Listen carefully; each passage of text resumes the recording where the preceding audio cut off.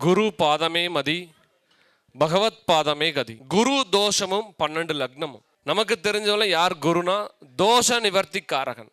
அடுத்து மிதுன லக்னத்தில் பிறந்தவர்கள், தாய் தந்தை பார்த்தீங்கன்னா இவங்களுக்கு அப்பாவுக்கு பெரிய பாதிப்பு இருக்கும். மிதுன லக்னத்தில் ஒரு குழந்தை பிறந்தா குரு சாபம் அந்த குழந்தைக்கு இருந்துச்சுன்னா அப்பாவை முழுமையாக பாதிக்கும்.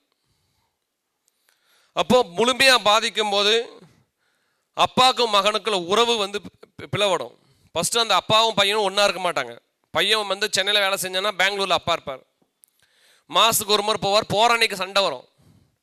இவ்வளோ நாள் கழிச்சு வரையே நீ என்ன சம்பாரிச்ச காசு என்ன செய்ய போகிற, என்ன பண்ணிகிட்டு இருக்க, எங்களுக்கு எதுவுமே கொடுக்கறதில்ல அப்படின்னு சொல்லிட்டு என்ன பண்ணும், ஏதாவது ஒரு வாக்குவாதம் வரும். ஒரு வாரத்தில் ஒரு நாள் தான் வருவார். ஆனால் ஒரு வாக்குவாதம் வரும். மறுபடியும் அவர் கோச்சிட்டு போயிடுவார். திரும்ப 3 மாதம் வரமாட்டார்.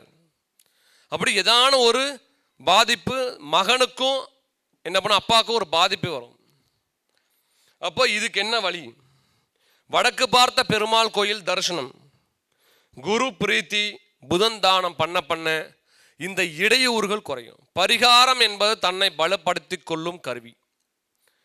அடுத்தவங்களுடைய பலம் என்ன பலவீனம் என்ன அப்படின்னு நம்ம பார்த்துட்டே இருப்போம். ஆனால் நம்மளுடைய பலத்தை பார்க்க மாட்டோம், நம்மளுடைய பலவீனத்தையும் பார்க்க மாட்டோம். ஏன்னா நம்ம அடுத்தவங்களை பார்த்தே பழகிட்டோம். ஆனால் குரு என்பவர் என்னன்னா அடுத்தவங்களை கிட்ட நம்மளை காப்பாற்றுற வழியை காமிச்சிருவார் நீங்கள் குருவை பார்க்கும்போது. ஆனால் தான் குரு அருள் இன்றி திருவருள் இல்லை. அப்போ மிதுன லக்னத்தில் பிறந்தவர்கள் கண்டிப்பாக அப்பாவுடைய உறவுகளில் ஒரு கவனம் வச்சுக்கணும். அவருடைய ரிலேஷன்ஷிப்பில் டிஸ்டர்பன்ஸ் இல்லாமல் இருந்தால் அவருக்கு பார்த்தீங்கன்னா குரு சாபம் போகும்.